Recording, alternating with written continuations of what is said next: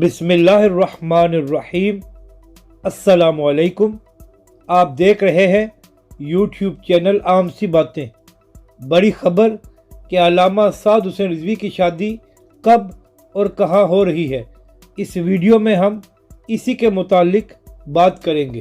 تحریک لبیک اور علامہ سعد حسین رضوی کے چاہنے والوں کی یہ خواہش ہوتی ہے کہ علامہ سعد حسین رضوی کی ہر خبر سب سے پہلے ان تک پہنچے، تو اس لیے اس ویڈیو میں ہم کوشش کریں گے کہ علامہ سعد حسین رضوی کی شادی کے متعلق تمام معلومات آپ کو فراہم کریں۔